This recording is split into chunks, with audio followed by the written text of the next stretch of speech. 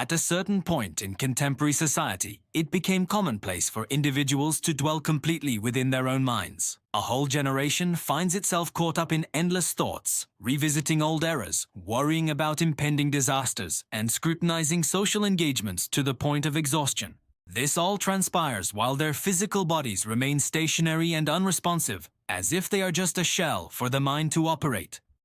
People may navigate streets, engage in work, and participate in interactions, yet they frequently experience the sensation of viewing their lives from afar, as if they're simply spectators in a film where they play no part. Nevertheless, they refer to this as living. Psychiatrist Bessel, regarded as a leading authority on psychological trauma today, has suggested a radically different interpretation of this issue. He asserts that the persistent mental activity, often categorized as overthinking or generalized anxiety, might actually signify dissociation. It is neither a flaw in one's character nor a deliberate decision. Rather, it is the brain's adaptive mechanism to situations that once rendered the body a perilous place to inhabit. What many view as deep reflection or heightened rationality could merely be the apparent indication of a more profound and painful process, a detachment from one's physicality as a defense mechanism. This idea brings forth a disturbing inquiry. What if a continuously active mind is actually a mind trying to escape, evading the body, evading emotions, evading the present moment? Kolk has noted through his extensive experience with traumatized individuals that traumatic experiences, whether obvious such as abuse or violence, or subtle like emotional neglect or persistent stress, tend to drive a person away from their physical existence. The mind becomes detached from sensory awareness as a last resort to preserve sanity in the face of distress. This dissociation that once offered protection eventually evolves into a form of confinement.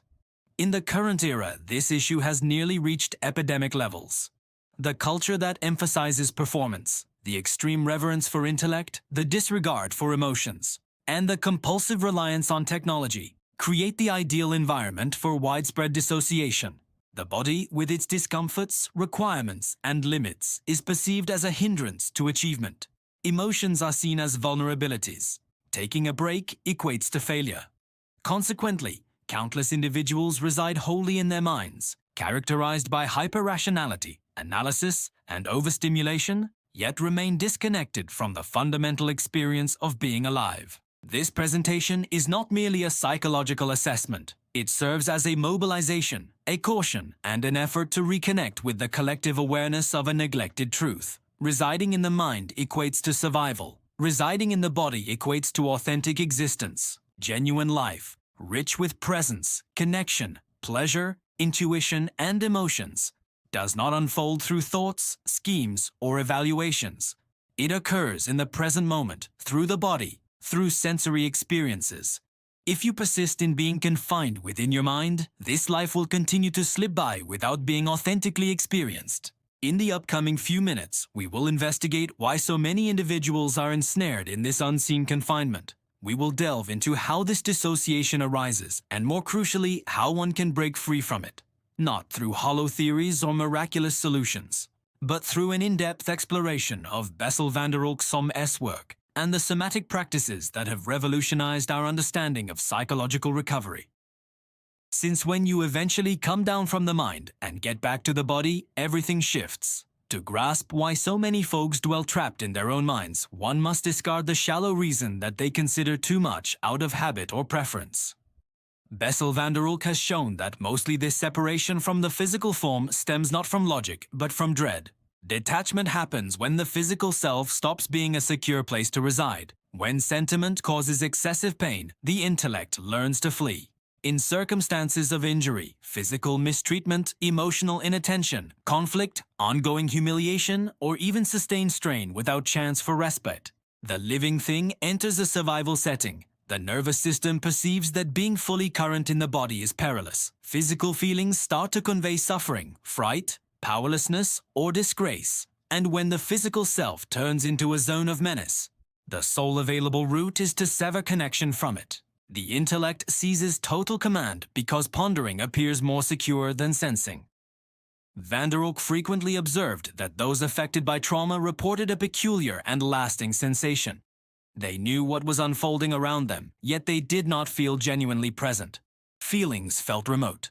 The physical form seemed dulled, and existence was experienced as though viewed from outside. This is not a mental failing. It is a smart adjustment. The brain does precisely what it was built to do: guard the person from that which threatens their wholeness. The issue is that the nervous system does not comprehend time as the logical mind does. What was acquired in an instant of peril keeps operating even when the danger has vanished. The physical self stays in a condition of readiness or repose, and the intellect remains overly active, striving to manage everything to stop the person from experiencing something that previously was too much to endure. The detachment that once saved now grows restrictive. This is the key aspect of Van der Rohe's theory. Numerous individuals do not reside in their minds because they enjoy contemplating, but because they have learned that feeling carried risk. Unaddressed feelings stay held in the physical structure, in the muscles, in respiration, in pulse rate, in the digestive apparatus. Descending from the mind would mean encountering this uncooked material, and the living system, remembering what it endured, resists. It favors mental confinement over emotional hazard. Over time, this cutting off becomes standard. The person starts to believe this state is their character. They see themselves as sensible, detached, subdued, when in reality they are detached. They live in constant musings because thoughts serve as a barrier against feeling. The physical form falls quiet but insists on its cost. Vague unease, a sense of hollowness, difficulty in experiencing delight, lack of energy, panic episodes with no clear trigger, or the continuing feeling of not being truly alive. Van der Rohe was firm in asserting that trauma resides not in the narrative we share, but in the feelings we evade.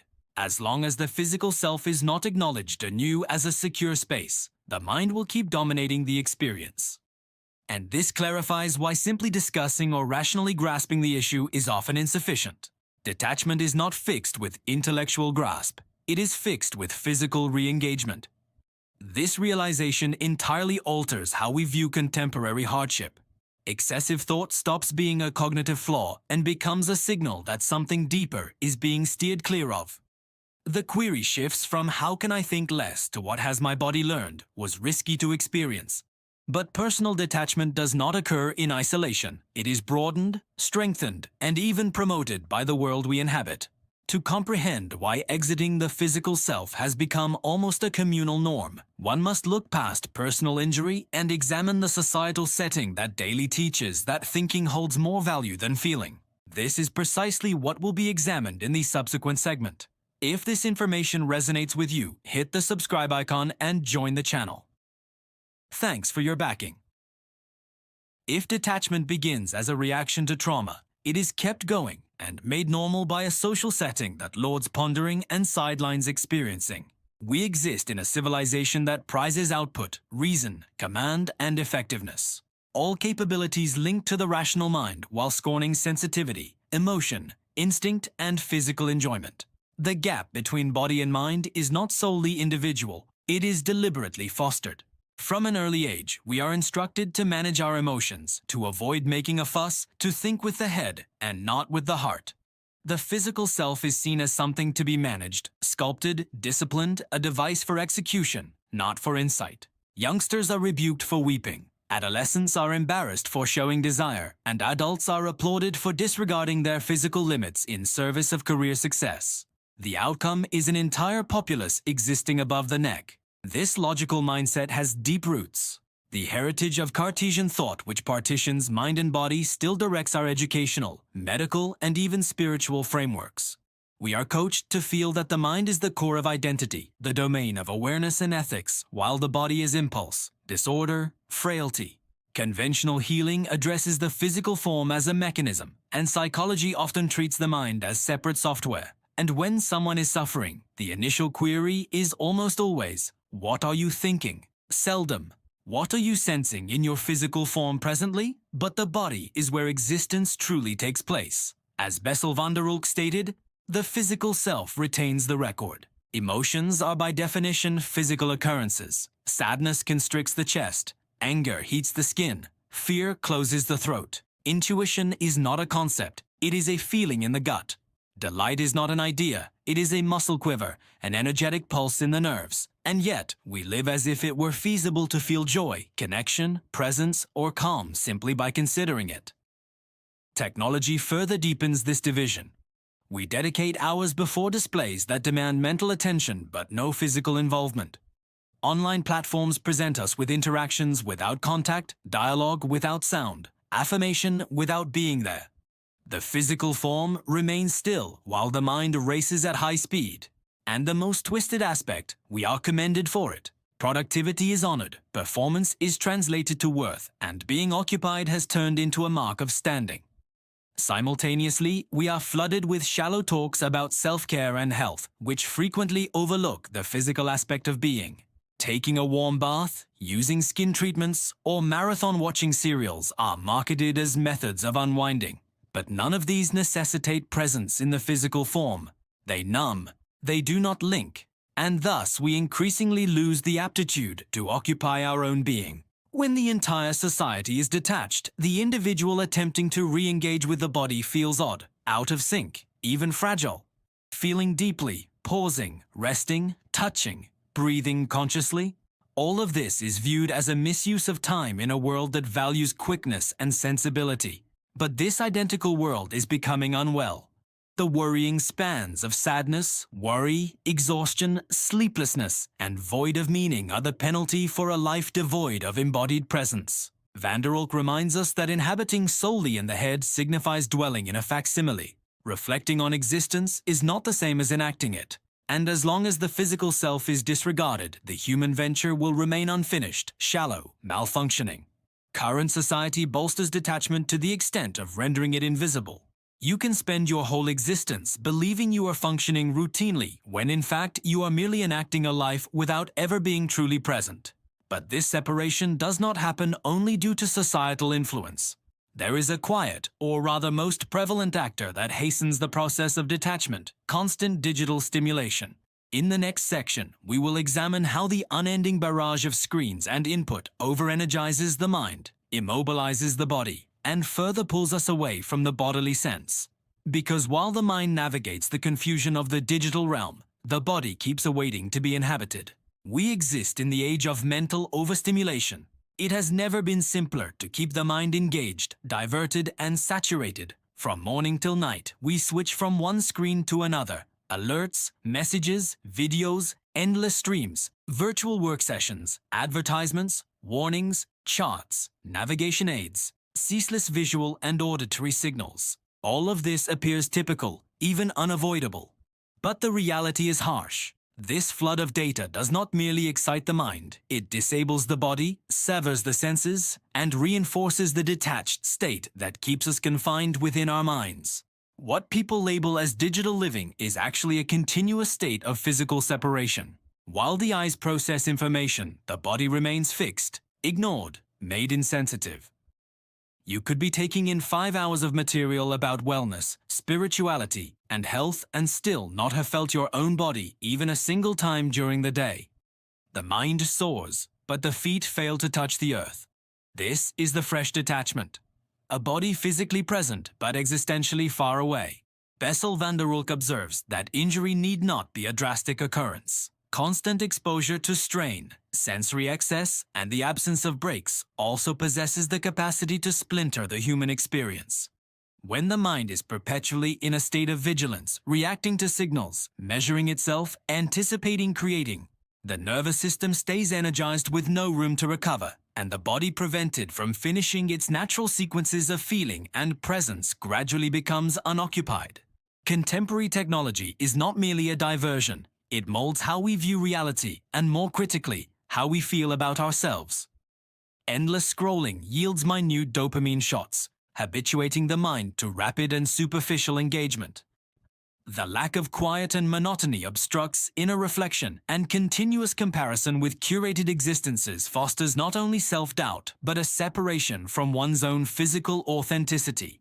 The visual image supersedes feeling. Furthermore, the link between the display and the body is consistently unequal. Every digital pursuit necessitates a set posture, restricted respiration, and an absence of natural motion. The screen calls for focus yet hinders activity. And this contradiction is detrimental. The mind processes vast data while the physique stays immobile. It's akin to pushing an engine to its limit with the parking brake engaged. Over time, this condition induces mental weariness, emotional depletion, and an almost irreparable physical detachment. Van der Kolk suggests that recovering from affliction, and by extension from disconnection, cannot be solely intellectual. It necessitates corporeal episodes that re-establish faith in the body as a secure, pleasurable, and guiding place. Yet, as long as existence is mediated by screens, programs, and relentless external cues, this re-establishment gets nearly impossible. The electronic realm offers a facsimile of being present. But absent the physical form, there is no genuine life, only taking in. The most concerning aspect is that this pattern affects everyone, not solely those already troubled. Youngsters develop without connecting with their forms. Adolescents navigate whole lives virtually before even grasping their essential feelings. Adults are so fused with their online presences, schedules, and duties that they overlook how absent they are from their own selves. Disconnection in this setting is not the exception, it is the standard, and herein lies a puzzle. If the intellect is hyper-alert and the physical self disregarded, how do we reverse this loop? How do we reclaim an embodied presence in a world that rewards inattention? The answer starts with something straightforward yet transformative. Sensing, observing the physical self, noting sensations, recognizing that every emotion has a physical manifestation. In the following segment, we shall examine precisely this, how the simple act of identifying bodily feelings can be the initial move to escape the mental confinement and revive the lost bond between mind and body. Since before truly living, one must return to feeling. There is a simple yet profoundly potent query that seldom arises in the daily routines of those struggling with worry, brooding, or emotional estrangement. Where exactly do you sense this in your physical being? Per Bessel van der Kolk, this question represents one of the chief starting points for halting the cycle of dissociation and restoring the unity between intellect and body. Because the reality that hardly anyone states is that feelings are not thoughts. They are visceral perceptions. Worry is not simply a concept, it is a constriction in the chest, a prickling in the hands, a chill down the spine. Sorrow is not just a disposition, it is a knot in the throat, a heaviness on the shoulders, a void sensation in the belly. Irritation is not merely an impulse, it is warmth flushing the face, tight musculature, rapid respiration. But in a society that prizes logic and mutes the body, these sensations are overlooked, dulled, or interpreted solely via reason. The outcome of this is ruinous. We lose direct access to our inherent emotional barometer. When you label a physical feeling tied to an emotion, something happens neurologically. Brain regions linked to speech and self-regulation get activated, and the nervous system starts shifting from a reactive state into one of harmony. This forms the bedrock of numerous current therapeutic methods, such as somatic psychotherapy, somatic experiencing, and even meditative practices that bring attention to the physical self not as a figure of speech, but as an actual truth. To feel is to comprehend. This reconnection necessitates practice. Most individuals are so accustomed to existing in their thoughts that they don't even realize they are detached. Ask someone, "What are you experiencing presently?" And they will likely reply with a thought, "I think I'm anxious because there's a presentation tomorrow." That is not an emotion. That is an assessment. The genuine challenge is to descend from the mind into the body and inquire, how is this stress showing up in me right now?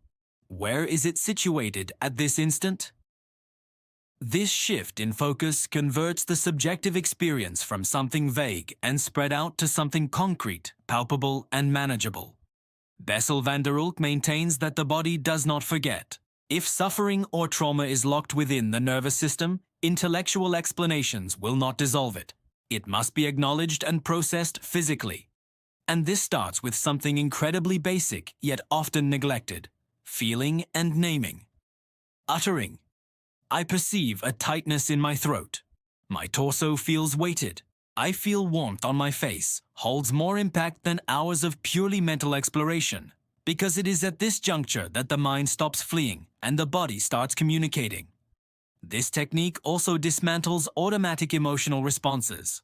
When you label a sensation, you introduce a gap between the trigger and the reaction. Anger stops being a blind shove and becomes a noticeable energy. Unease ceases to be internal chaos and transforms into specific sensations that can be welcomed. This restores agency to the individual. You stop being a captive of the feeling and become an observer of it. And this presence alters everything. But this progression demands more than just words. It requires physical presence. Dwelling in one's body is not a concept. It is a daily exercise. And for many, especially those deeply distanced, the mere act of feeling is frightening.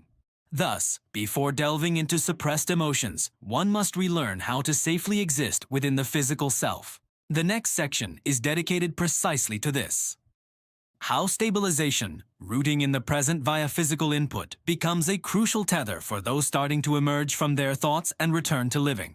Because prior to confronting deeper feelings, one must have firm footing beneath them. If what you hear connects with you, you will find real worth in my ebooks. Beyond the Shadow unpacks Jung's key concepts, while Dialogues with the Unconscious offers you a 30-day path to implement them in your life. Both are linked in the pinned remark.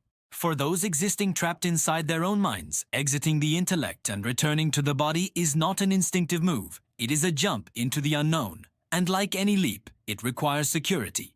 It is futile to urge someone severely dissociated to feel their physical self if that body has for years been a domain of pain, disgrace, or confusion. For many, being present within themselves is the most significant hurdle there is. Hence, before examining profound emotions or advanced somatic methods, it is essential to establish a fundamental starting point. Grounding, a return to the immediate present via direct physical noticing. Grounding is not an obscure notion. It is a neurobiological procedure. When you are detached, your nervous system operates in extreme modes, either overactive, anxiety, restlessness, mental speeding, or underactive, numbness, lack of interest, feeling severed. In both situations, the body is bypassed either due to panic or anesthetization. Grounding reverses this condition by redirecting attention to the most basic senses: touch, warmth, cold, pressure, surface feel, surrounding sounds, the body's mass against the floor.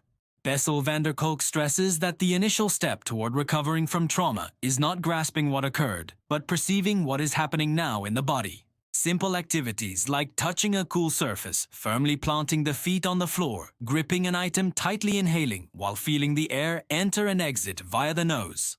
All this signals to the brain that we are safe, present, and alive. These sensory inputs excite the parasympathetic nervous system responsible for regulating and calming the body. It resembles constructing an internal foundation. In moments of sharp disconnection, when you feel adrift, unattached, external to yourself, grounding serves as a literal lifeline. It halts the surge of unwelcome thoughts and brings awareness back to the physical form. Methods such as holding ice in your palms, walking unshod on the earth, submerging your hands in cool water, or even smelling something with a powerful scent like peppermint essence may seem minor, but they are deeply impactful. They not only bring you back, but assist the nervous system in relearning that the current moment is manageable, and that inhabiting one's body is not a sentence, but a possibility. This process is particularly vital for those initiating the process of confronting traumatic recollections or concealed feelings. Without grounding, somatic work can become overwhelming, resulting in re-traumatization. But with grounding, the body gradually learns to endure intense feelings without collapsing. As Van der Kolk notes, restoration starts when the body realizes it can survive emotions without being ruined by them. And this realization is only achievable if a physical and tangible support point is established. But grounding also holds symbolic import in a digitized, rapid, and overly intellectualized world. Halting to feel the earth beneath your soles is an act of quiet resistance. It is asserting, "I am here," when everything pushes you toward the automatic, the virtual, the compulsive thinking. It is a preference for presence, for embodiment, for full existence. A small yet revolutionary stride, and when this groundwork starts to feel familiar, the body calls for more. It begins to call for motion, expression, discharge. The vigor that was stilled by disconnect starts to desire to stream. And that is where the subsequent phase in the rejoining quest appears: mindful movement. The next segment will examine how physical exercises demanding awareness, like yoga, dance, martial disciplines, and instinctive motion, not only fortify the link with one's physical self, but also reshape thought, set right feeling, and yield room for an alternate manner of being among others. Since once the physical form feels secure anew, it can also grow vibrant again. When the body stops being a conflict zone and becomes a dwelling place, something remarkable commences. You return to existence, not the mental existence, broken up, uneasy, and ceaselessly examined, but the lived existence felt immediately. With every mindful respiration, every deliberate stride, every impression accepted without criticism, you start to restore the link between what you conceive and what you are. And in this unity, everything shifts. Bessel van der Kolk stated that the physical self is the setting where emotional life unfolds and that feelings are not mere concepts. They are corporeal encounters needing to be experienced, processed, and expelled. When intellect is solitary, it spins endlessly. But when the physique joins the equation, reality grows palpable. Unease lessens because a secure spot exists for grounding. Choices grow sharper because instinct, which has constantly been physical, is heard once more. Human connections transform because now you are genuinely present. You are no longer mimicking, placating, or striving to manage everything. You are here, alive. Over time, simple things acquire an intensity that once seemed unattainable. An embrace is no longer solely a social gesture. It is a vibrant sharing of spirit and presence. Savoring something delightful is not simply meeting a requirement. It is an immersion into the senses. Nature ceases to be a background and becomes a reflection of your own inner tempo. Living becomes richer in shade, deeper, more unexpected, yet also more manageable, because now you possess an anchor inside yourself. And it is not about curing the trauma as if it required eradicating something. It is about learning to coexist with it, incorporating it, letting it convey its story without seizing command of the telling. As van der Kolk expressed, mending is not forgetting the past, but inhabiting the present without being ruled by it. And this is achievable only when you step down from the mind and go back to the physique. The intellect is an excellent instrument, but a poor dwelling.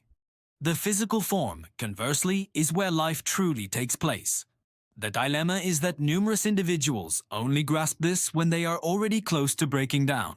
When excessive contemplation has morphed into persistent fatigue, when remoteness has turned into solitude, when the lack of joy has become listlessness. But you do not have to wait until that juncture. You can commence now. You can begin with a sigh, with a pause, with a gentle touch. You can start simply by sensing your feet upon the earth while viewing this recording. And if there is a verity that must be stated plainly, it is this. Dwelling in the mind is barely getting by. Inhabiting the physique is truly existing. Now I wish to hear from you. Inform me in the responses what the most immediate sensation in your form is at this instant. Be candid. Naming it is the initial phase to reconnecting. If this video resonated with you in any way, circulate it to someone who also feels confined within their own thoughts. And certainly subscribe to the channel, because here we do not address the surface of your perception. We address what you evade looking at. And it does not conclude here. The subsequent video is a crucial continuation of this expedition. It is also vital and you must view it because extricating yourself from your head is merely the start. Returning to living demands bravery and you are not obliged to undertake it solo. For making it to the end, thank you and I invite you to subscribe, leave a comment and a like.